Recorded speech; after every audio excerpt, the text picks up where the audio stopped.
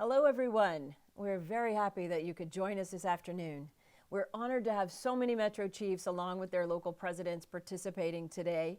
And Chief Russ Sanders would normally be here in the room with us. In fact, he was just shortly. He had a flight, but as you can see, if you see his camera, he is unfortunately stuck in the airport at this point, but had to depart early for a family event. So Russ certainly sends his best, and you can see he'll participate along the way. I'm Dr. Lori MOORE-MERRELL, President and CEO of the International Public Safety Data Institute. I'm also a longtime member and former employee of the IAFF and an honorary Metro Chief, so I have the best of both worlds today. Today's session is being recorded, and the recording will be posted on the Metro website at nfpa.org/Metro, along with all of the other recordings from the previous sessions of the Metro Chiefs Education Conference Series. For this session, all of the participants will be muted for the duration of the presentation. So please submit your questions and comments via the chat session at the option located in your control bar at the bottom of the Zoom feature. We'll do our best to get all the questions during the time frame allocated for this session. Now to introduce you to our speakers. For our final session in this 6-part series, today's speakers are IAFF General President Ed Kelly and Metro Chief President Don Lombardi.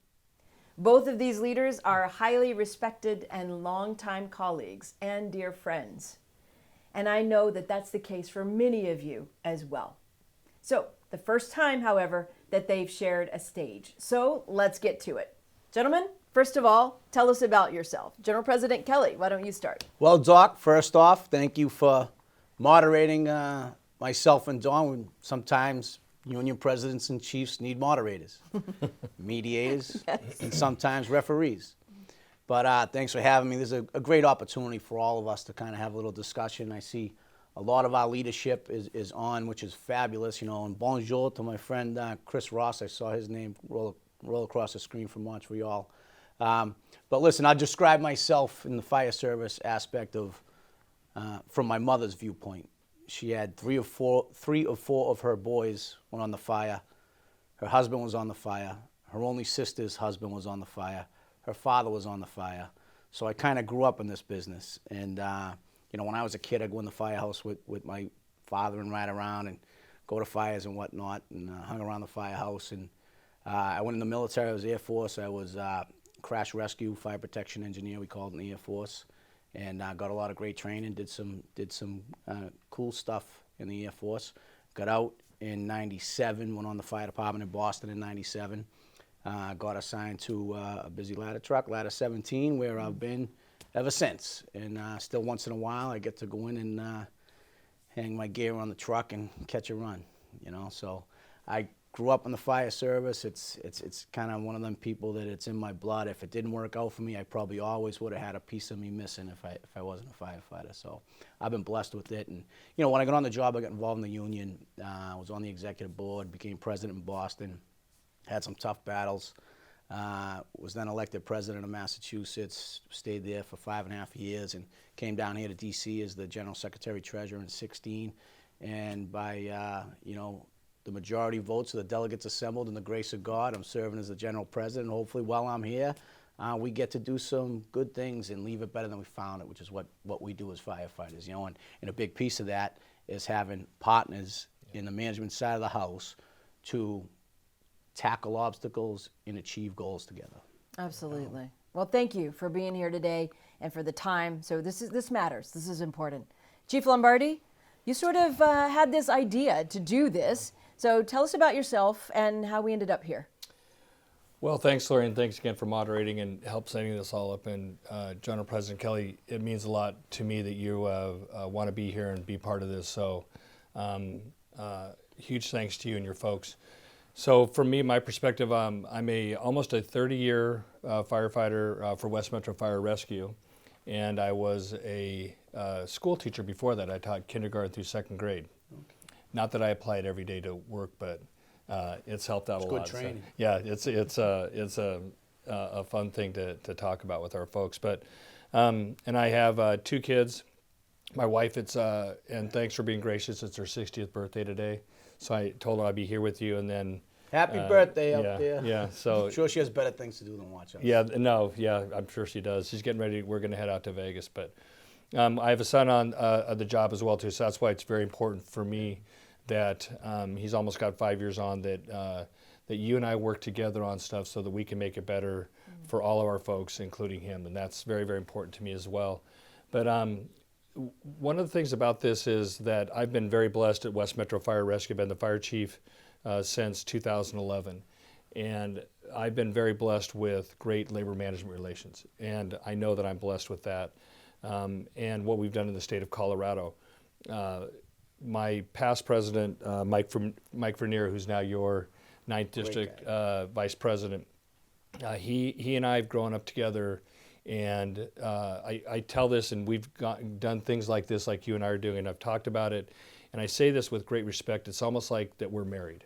We have to have that respect for each other. We're not going to walk away from each other, that we're going to work on things. We're going to not always agree or battle, but certainly we have the common goal at the end. And him and I, he's taught me a lot about that. And then currently, Mike Mulcahy, my union president now, we had a great transition of power when he came in, when Mike moved out to be the state president, and it's been seamless, but it's different. But we've established a lot of really good things, and when I say it's been different, is just Mike Mulcahy has a little bit different approach. So I know that I'm blessed as a fire chief, and when I look through my rose-colored glasses, I think all of our organizations are like this or should be like this, and have so that great collaboration. Chief, you're getting into that about labor management, right? And you obviously are very passionate about it. So why, that's our first question. Why is that important? You described the relationship. You described how you grew up in it, and both of you, from the fire service into the union, right, and have served in that capacity. Why is this important? Why is labor management cooperation important? That's our starting question for today. Well, I think, Lori, from that perspective, when you look at the days of old and how labor management was, certainly there was each side had to have something, and when they worked through some things, a lot of those things didn't meet, and that's why this is important to me, because I think now in this day and age, especially now with you in the position as general president, I think there's an opportunity for all of us, and now as the president for the Metro, that we have had good relationships in the past, but we want to continue those and build on those. So why is it so important? There's a lot of different reasons, and really the main goal is that we want to serve our citizens as best we can. But then also, certainly we want to take care of our best asset, and that's our folks that respond on those calls. So when you put those two together, it's not really hard for us to look at how we collaborate. I'm pretty confident that you, from your perspective, have the same goals that I do as a fire chief from my perspective. And that end goal, we may look at each other and get there differently, but we have that same end goal. And I think that that's what's so important about what we want to do, or why labor management, especially in today's day and age of what we do and how we do it and everything that's coming down the pike for us, that we need to be collaborating. We need to be building bridges. If we're doing this all the time, there's no good that comes out of that. And you and I have talked enough about this where I know in your heart that you think that what we need to get for our citizens and for those that work for us and work for all of us, that we can get to that point and make it. And so when we have those same type of common goals, I think that we can get there and we can establish that good path. So, Well, I mean, President Kelly? when you think about, I'd boil it down to simply, where you start at the fact that both the chief and every firefighter who elects their union leadership, we all take an oath to protect the citizens. Right. And when you start there, the commonality of what we're trying to achieve is established as a foundation. And how we get there and the right way to do it along the way, more often than not, us negotiating wages, certain working conditions are with the chief. Right. A lot of what we have to do to accomplish to not only protect the citizens, but do it as safe as we possibly can in an inherently dangerous profession, is by being well funded. And that's certainly a concert that both the union side of the house, the management side of the house, when you meet and defined goals can have a unified voice with the electeds that are going to dictate what your budget's going to look like, which will define your ability to achieve those goals. And, when you talk about relationships, you look at, the tribes in Afghanistan meet and have tea before they fight and agree on what they're about to disagree on. And there's something to be said there for communicating with your enemy. Even though you may not have,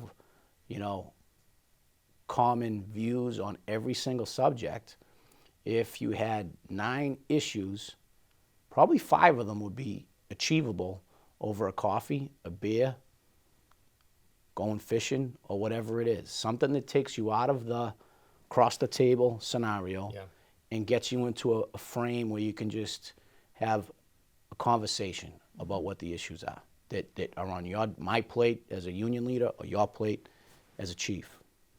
And do you mind? I just have a Please, question. yeah, I want to ask you a more. question because it comes up.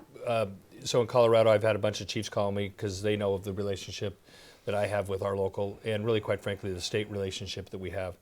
But a couple things have come up where some of these chiefs get frustrated and they look at me and they go, "Well, my union president, all he wants to do is be the fire chief." So I ask you, how often do you want to be the fire chief? Never. Exactly.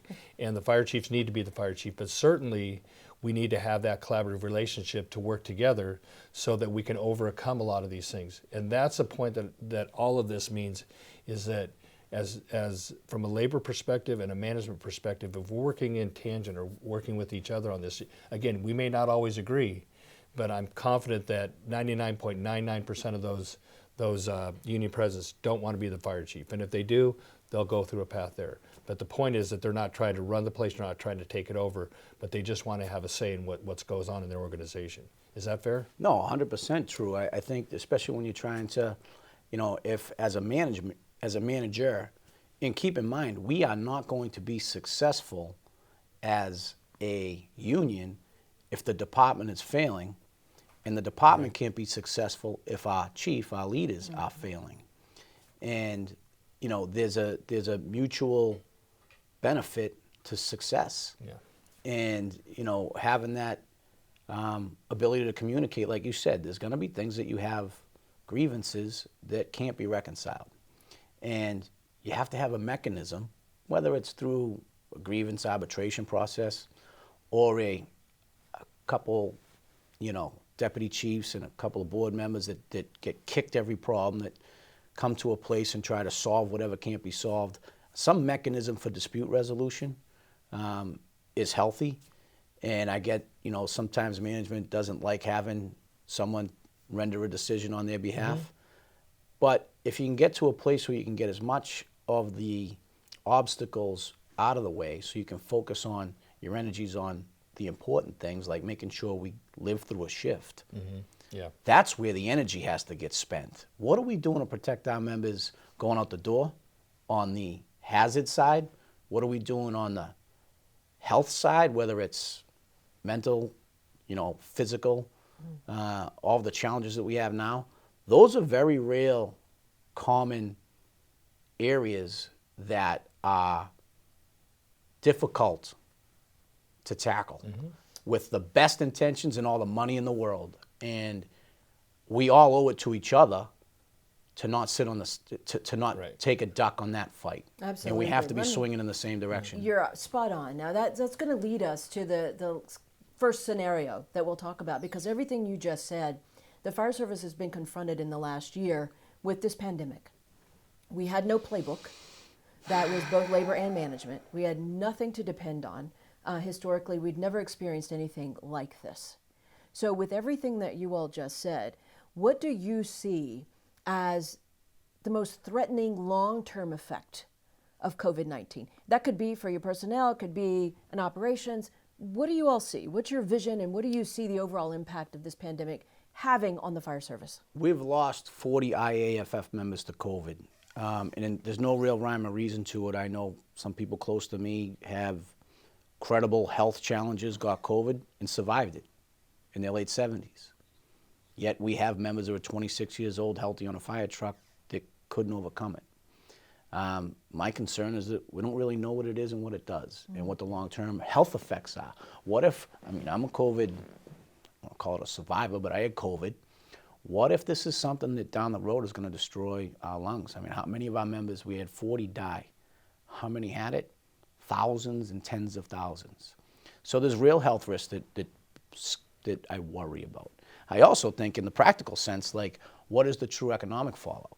You know, I look at the change in how corporations can function by telecommuting with the advent and the ability that technology overcomes from office space, what the cost of brick and mortar translates to in the corporate bottom line, and what will all of our metropolitan areas tax base look like on the far side of it. And I can tell you that one study out there says that it's really, even though telecommuting is not going to go away, brick and mortar and office space won't go away either, because retainability of employees turnover is like 18 months for this generation of kids coming out of college, and it's going to get less than that. So if you're running a business and you want stability, you can't keep training people. And the way you retain them is by having a culture that keeps them. You can't build culture from their home. And I think that's something in the long-term picture gives me some comfort in, because my concern was our downtown office space is all empty. How do we survive as a tax base? Yeah. And there were other ramifications. You know, in a city like ours, I come from Boston, as I mentioned, we get a lot of revenue off the airport fuel tax. And planes didn't fly. Hotels weren't full. Meals weren't being served in the restaurants. There was a hit. And the federal government's, you know, bailout money was what I think floated us in many ways. But those are the concerns of COVID. Like, what is the true economic fallout, and what's the health fallout? Chief Lombardi? Well, and I'd echo a lot of what you have to say on that. You know, from the COVID response that we did, our folks were the tip of the spear for this and did so much. You know, when you look at our healthcare workers that were in the hospitals that had just huge things to overcome. Their environment was very calculated, or they had when I say a stable environment. They knew what was coming in, they knew what they had, things like this. Our folks go into somebody's home, goes into a assisted living place, they had no idea. And so they had to take on those challenges as well. And so from our perspective, or from my perspective, what long-term effects is this COVID grind that we've all experienced. That, you know, typically on a scene, we know that there's, for the most part, typically an end point. And COVID kept going on and on and on. So when you look from, I agree with you on what for the folks that got it, what it does for them physically. I also get concerned about what it's done for them mentally, that long term of what this grind means, and that there's no end point to that. So from our perspective, I think both of us need to keep an eye on that and watch that and make sure that folks are being taken care of from that perspective. And then the economic part is, when you talk about that, you're dead on. I get concerned about the long-term part of it. And so we have the short term where municipalities or metropolitan areas, they thought, oh my gosh, we're going to lose all this money. And so a neighboring agency, they were the fire department was asked to cut about $8 million out of their budget. And so they were going through a transition at the time, and I had a chance to talk to their union folks, and rightly so, they were talking with the mayor and the chief of staff on things to fix over there so they can get to that $8 million. And I had a chance to talk to a couple of the candidates that were coming in, and I asked them, I said, you know, who's talking to the mayor? And they said, well, we think the interim fire chief is. And I said, I don't think he is. My point is to them was, if you sat down with your union leadership during that time and said, okay, we've got $8 million and we close the doors and let's figure this out, may not all agree on stuff, but if they can get to a point where they can go in together, hand in hand, and go to the mayor or the city manager or go to the board of directors and say, we figured out our $8 million, this is how we're going to tackle it. That ends up being a force multiplier for labor management relations long term. And then what happens then is that they see that there's a collaborative work together. When that happens, then what happens then the next time negotiations are up, or the next time that they need to do whatever it is, and they know that they can work together, That's why I talk about that force multiplier, is that then it builds that momentum of trust, that builds that momentum of respect with each other, all of those things. So when I look down the pike, you're right that our economy is going to change. We had Michael Bogdano on, economist, a couple times ago on our virtual series, and he's worked with you folks at the IAFF quite a bit. And he painted a picture to say there's money that's going to be coming in, but it's not long-term sustainable money, meaning it's going to be a one-time hit. So utilize it for things like capital items like apparatus, bunkers, SCBAs, things like that, which in turn will free up monies for long-term sustainability. And so we have to be very wise about that. But again, if we're not working together, and if the fire chiefs aren't working with their union leadership on being innovative and creative on what that looks like, then it's going to be the same old story. So we've got a couple questions coming in, and let me just remind everyone watching that if you have questions, please put them in the chat feature. We'll try to get to them. So we're going to get to them as we go along, gentlemen, if that's all right. So the first question is for Chief Lombardi, and it says, in many municipalities, this is from John Bagala, U.S. fire chiefs actually sit at the negotiations table directly across from a union leadership, and the leadership, across from the union leadership and the membership. How do you see that affecting the relationship between the administration and the rank and file? So if you personally have to sit across the table in negotiations, how does that affect your relationship with your local president? So that's a great question, and I appreciate that. So currently today, when in ours at West Metro, I sit as an advisor to the board of directors on their side. They're the ones that negotiate with our local leadership. But I'm their expert because they don't know the budget as well as I do, dollars, what the day-to-day stuff is.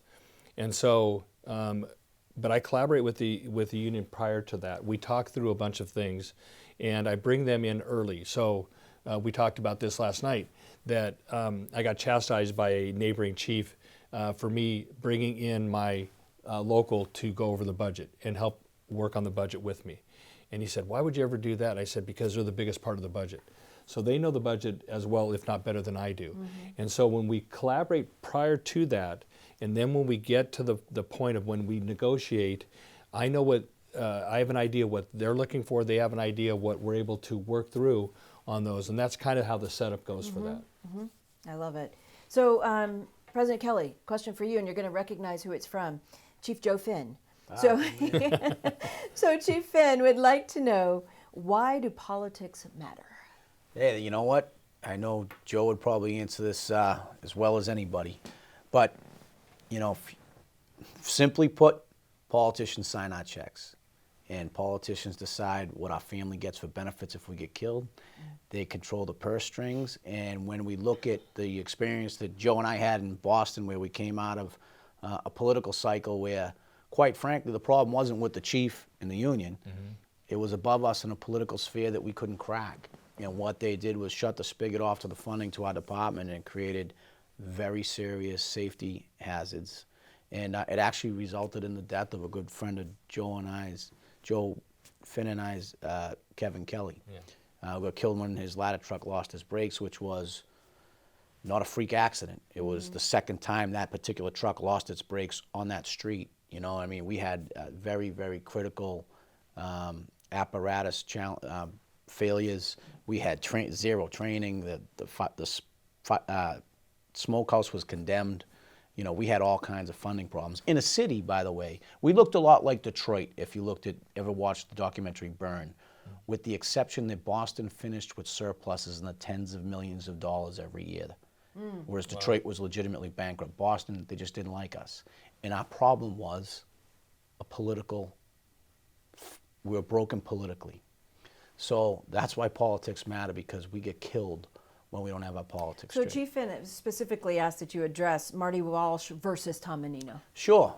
I would tell you, you know, Tom Menino, which was the mayor in Boston during the times when we were really, really struggling, he just had you know, he didn't like the fire department. And that's a simple way of putting it, but it mattered. It cost Kevin Kelly his life, simply put, and I've said that publicly many times. Whereas when Marty Walsh came in, we had someone that had a compassion for our challenges. He invested money in our health and safety, took on cancer, did cancer videos himself as a cancer survivor. Not only encouraged our members to get early screenings, but provided time off for it, funded programs to get screenings, funded programs for behavioral health, you know, and where politics matters, what he did was actually invest in us as individuals and in the city itself and the citizens by providing us a brand new fleet of apparatus, the most modern SCBAs, second set of bunker gear. We're building new firehouses for the first time in 40 years. And in no small measure should Joe Finn himself be thanked for that and his leadership and his ability to convey that need to the city council and the administration itself, you know. But that's where politics matters. When you have somebody that believes in what we do, we have a safer, you know, boil it down to, you got a better chance of going home at the end of a tour. Yeah. Yeah. You know, and a better chance of getting a pension. Yeah. You know. Did that, so that relationship with Marty Walsh, when he first got in there, did he then just say, okay, I'm going to do all this for you guys? No, absolutely not. So you and Joe and thanks for Richie the Paris, question, Joe. who was the local president, I was state president at the time. So all of you worked to build relationships with him so that he could then listen and then in turn trust what you all were saying. Absolutely. And that's the important part of all of this. And in all this stuff that we do, things just don't happen. Right. We have to work at those. That's great. That's great. So we got another question. This is from Denver Local 858, and it's for you, Chief Lombardi. Okay. Can you please discuss the process around the Strategic Planning Committee at West Metro Fire and Rescue, so your own department, and how this has assisted you in labor management relations? So thanks for that question, 858. Appreciate that. So I've been the fire chief since 2011, and before that I was the administrative chief. So I was a deputy chief, so I had a hand in a lot of things within the organization at that time. And then when I moved over to the fire chief, one thing that I quickly learned was I'm not the brightest bulb in the pack, and I don't have all of the answers. But I knew that we were going through a lot of transition and a lot of change within our organization.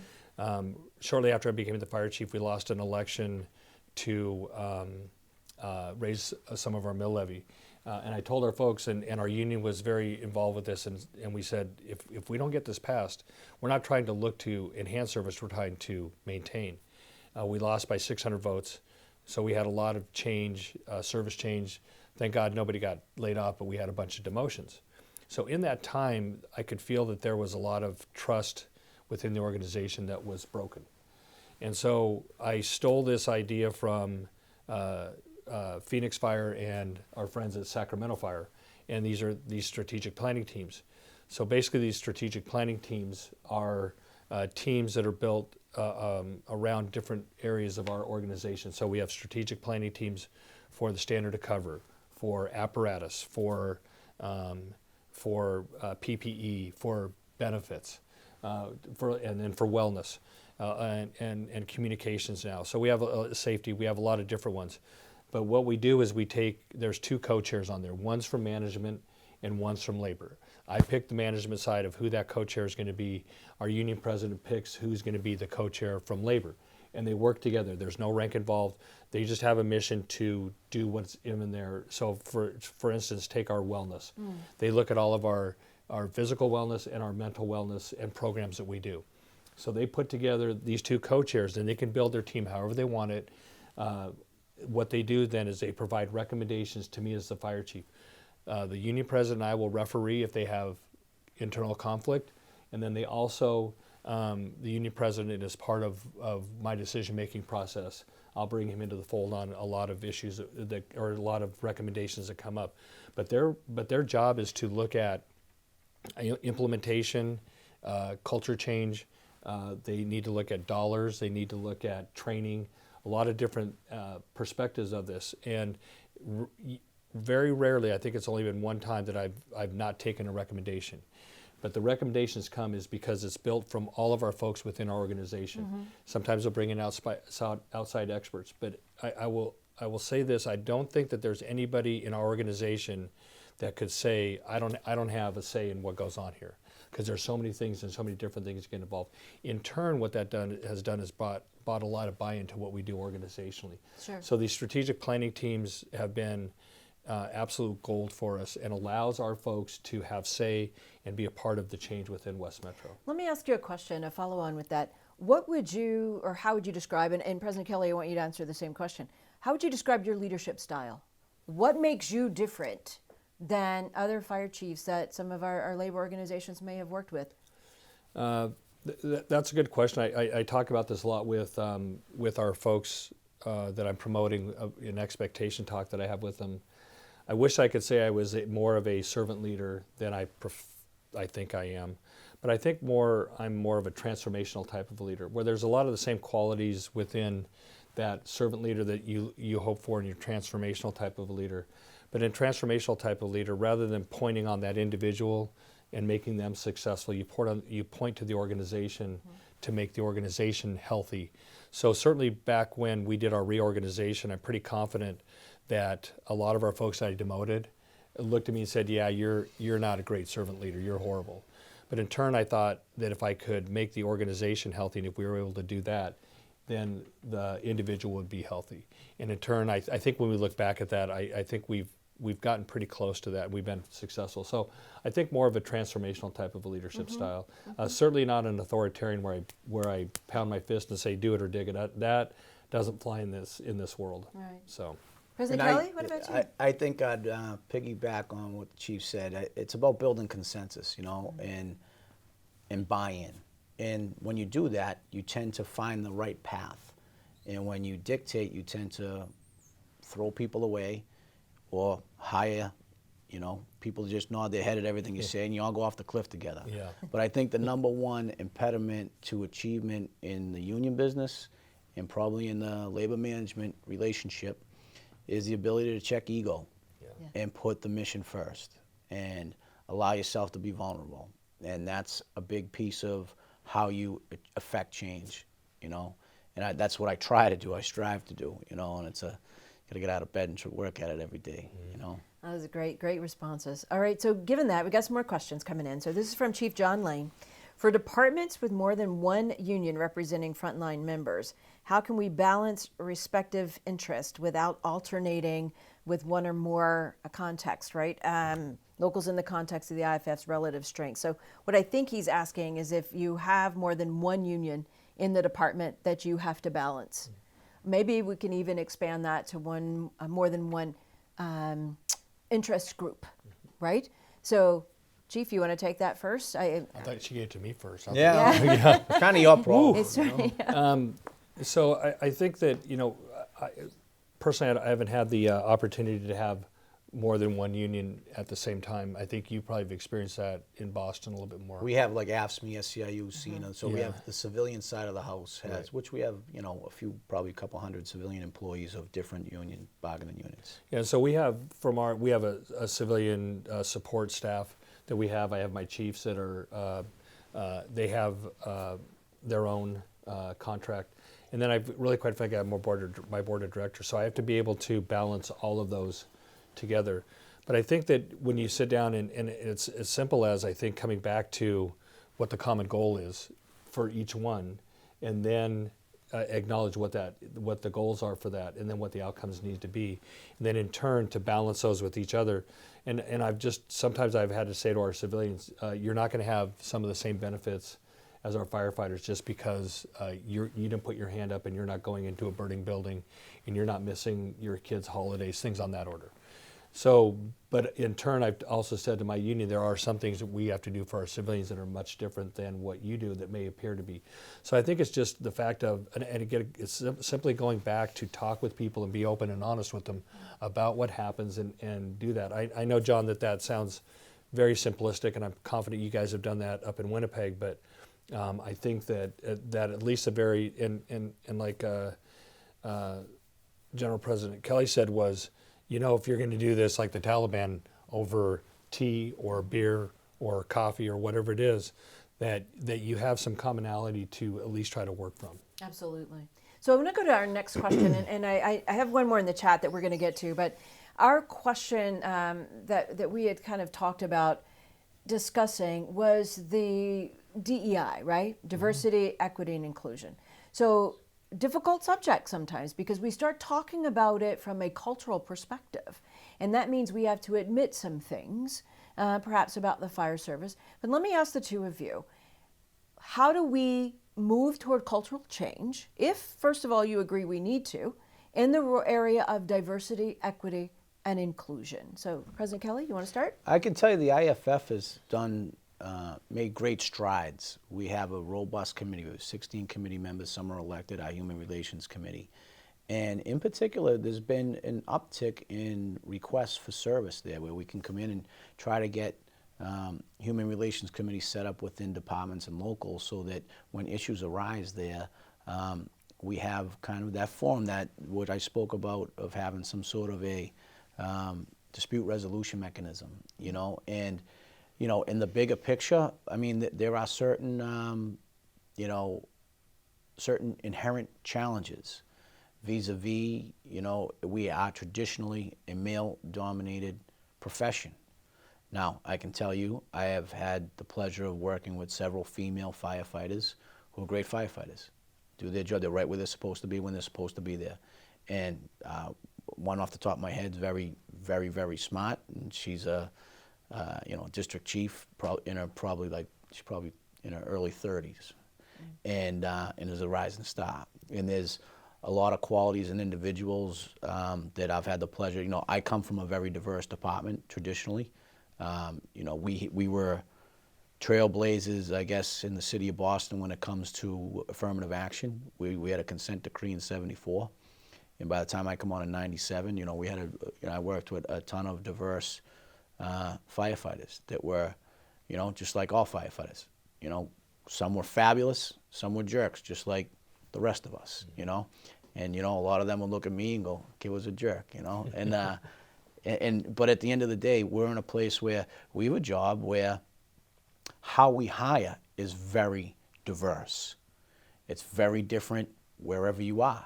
I mean, when I got hired in '97, I was tied with 7 other veterans for 4 jobs, and they put our names in a hat and picked them out, and that's how they hired. And I had been a firefighter. I was saying, hey, Commissioner, what about me? I'm a firefighter 1 and 2.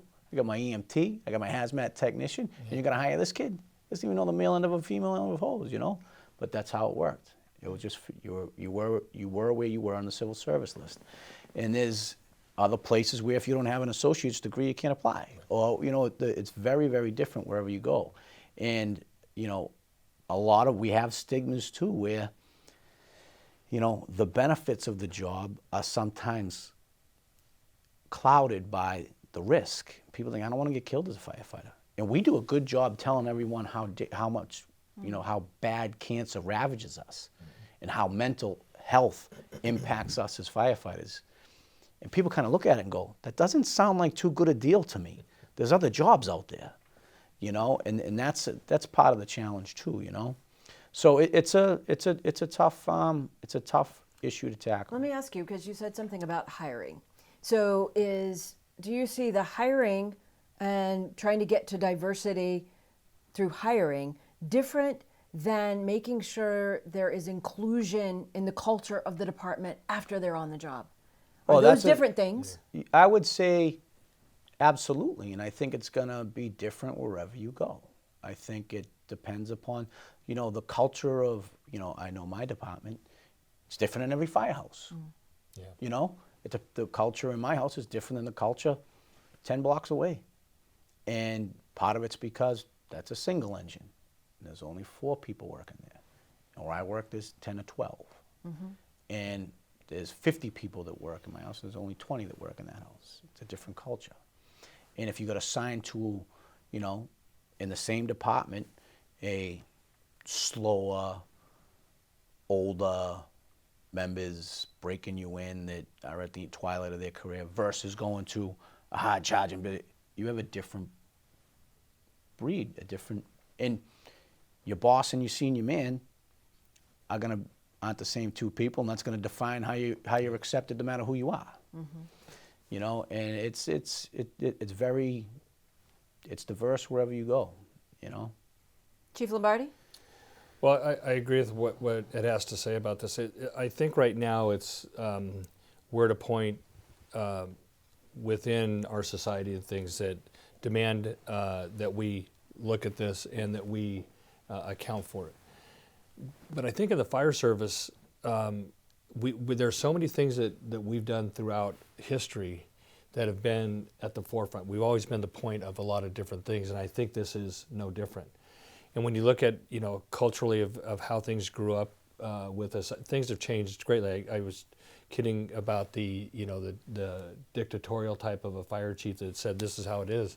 I mean, a lot of us grew up with that type of a fire chief that said those types of things. And today, if they tried to lead that way, it would just fall apart.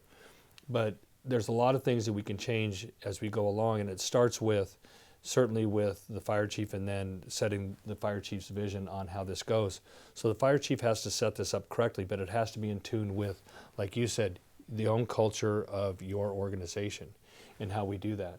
And does labor have a role in that? That's what I was going to say. Is there's no way to get this done unless you're in lockstep with your labor folks, and to do that and to make sure that they're on the same page, because the fire chief's not going to be out in the firehouses changing culture. It's going to be our union leadership and people seeing them and how they act, and then in turn what they do and how we do it. And then when you talk about, we've all worked really hard to ensure that we have diversity in our hiring. That's been well documented on how we try to do that. But the next step is to make sure that we include and then in turn keep those people. So as we do that, they get to help affect change as well. And as we empower them to, in essence, have a safe, if you will, a safe environment to do those things, they'll take some of that risks on to build some of that change. Mm-hmm. So that's interesting, because it leads into a question. This is from Chief Denny Compton. So both of you, I think, know Denny Compton. So Chief Compton is asking, so how do you go about institutionalizing labor management cooperation on this subject or whatever subject, but institutionalizing that kind of cooperation in a department so that if you leave, right, the local president or the chief leaves, that it remains, right? So is this about the leader, or how do you change the culture so that it stays if you have to leave? I would point to what the chief was talking about with your strategic planning teams. Yeah. Planning teams. That's an institutional, a new chief can come in and get rid of them. Yep. But that's really taking a step backwards. And if you have, those collaborative, positions in place that force decision making, to weed it out, I think that's where you can leave it better than you found it in the long term, Yeah, that's a great point.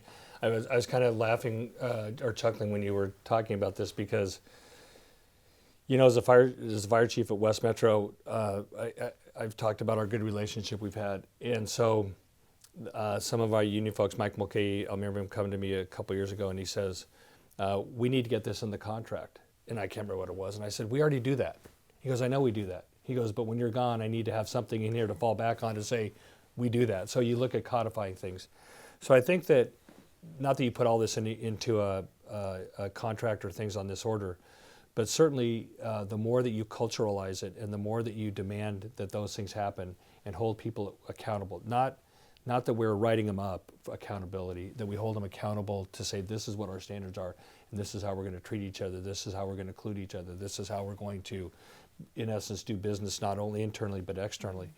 But you're right, I appreciate with those strategic planning teams, they allow that to build that type of culture in here and demand that as we go along. So I think for us, it works really well that way. Mm-hmm. So let's talk about long-term vision now, right? So let me ask you to visualize for us what big picture challenges are ahead for the fire service, whether it's in labor arena or in management arena or the fire service as a whole. I want you to think for just a moment, what are those big challenges ahead that we need to think about now, collaboration, to withstand them? Well, I would tell you, if when they did the 9/11 Commission report, they said that the greatest failure we had was the failure to imagine. So one thing that we as the fire service have done traditionally a terrible job of is trying to strategize vision, future, innovation. What are we going to look like in 5, 10, 20 years? No one's investing money in that, right? Which, generally speaking, not built for. We're a reactionary force to begin with. And when you think about what the potential is, when you step back and say, okay, what do we need to look like in 5, 10, 20 years? Not only to provide value to our customer, the citizens, as the world changes, and in some ways we're getting safer in fire, but yet more dangerous in other things that are exposed themselves, active shooters, etc. You know, you look at things like, can a mid-sized city, which I would include like Boston in, even though it's one of the major metropolitan areas, as a department, we're small.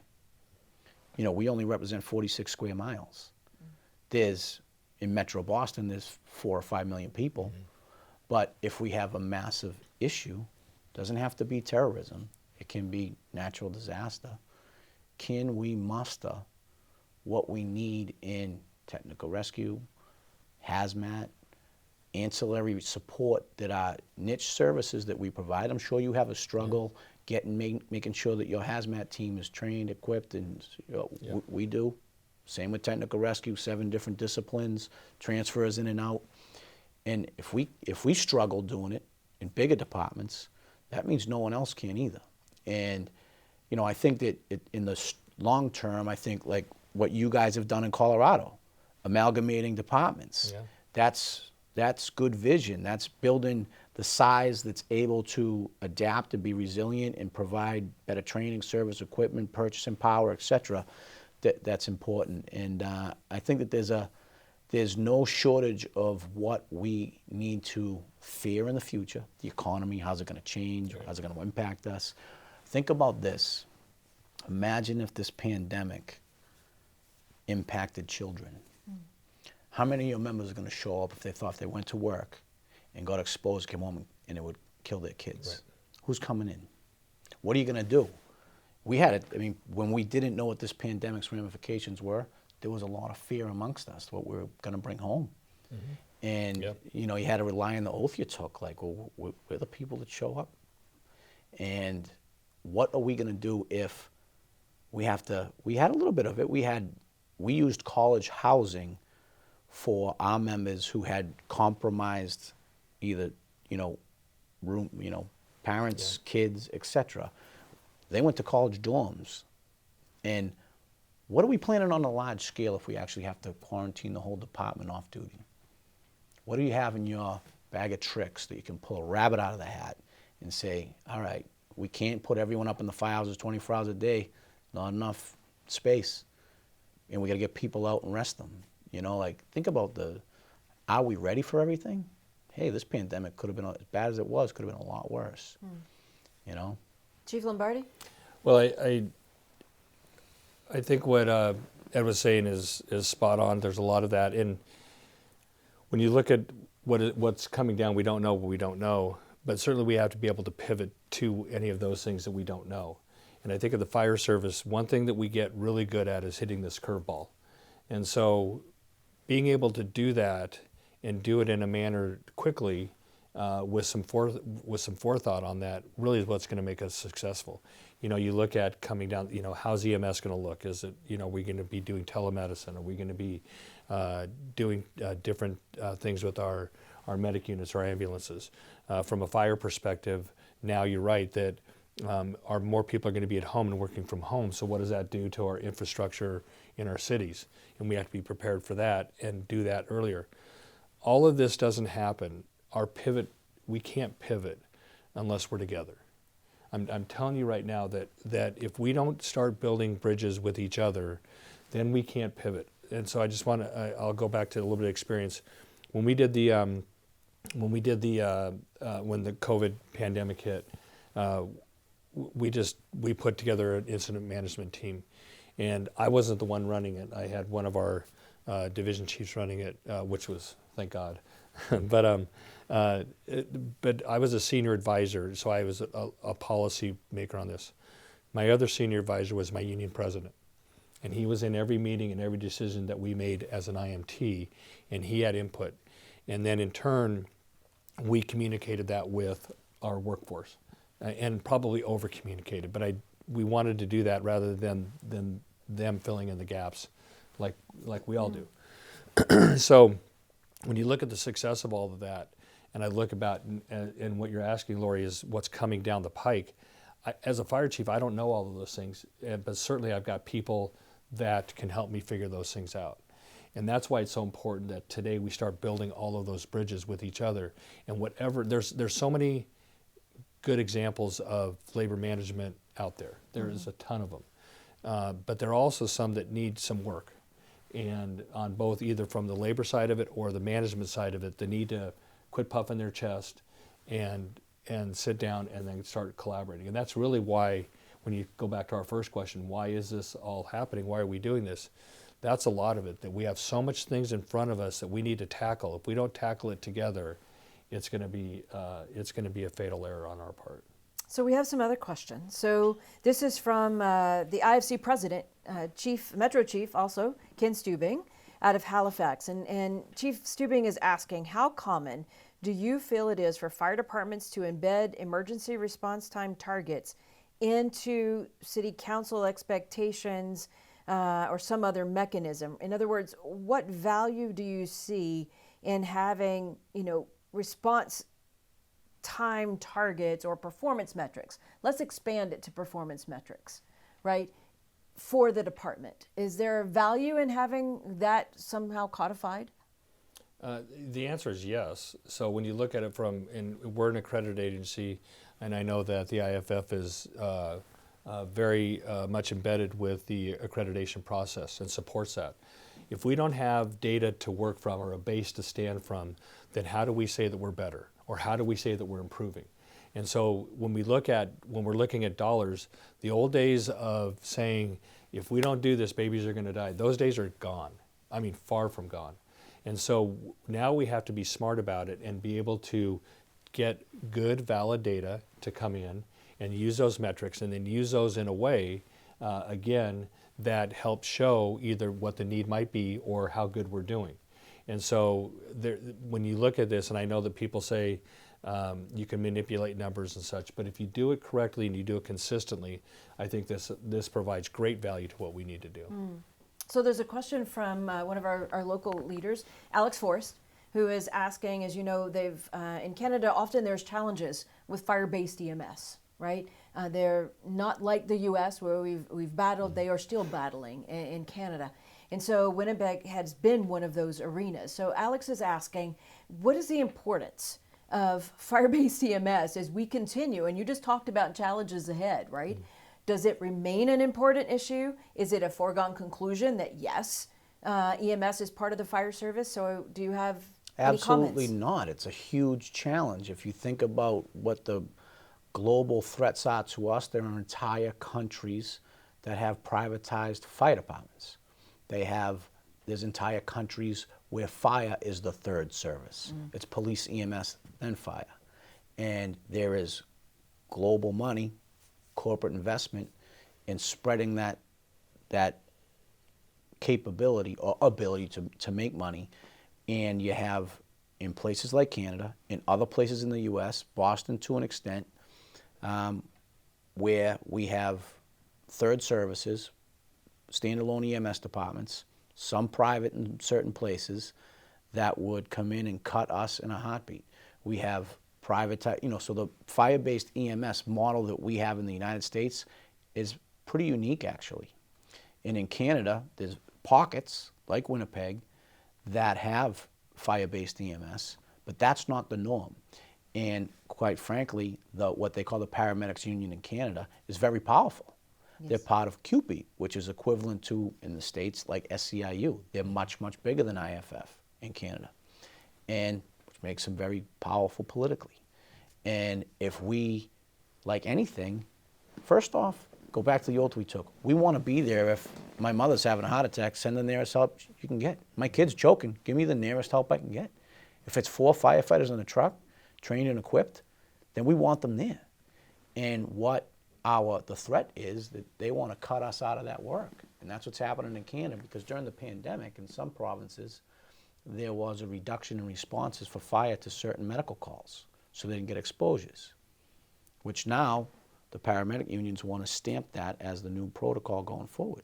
So like anything, not only we're not being allowed to help people in need, we're also handicapping ourselves on the data argument that you guys are just talking about. And as we lose staffing, we lose equipment, and we lose, positioned apparatus.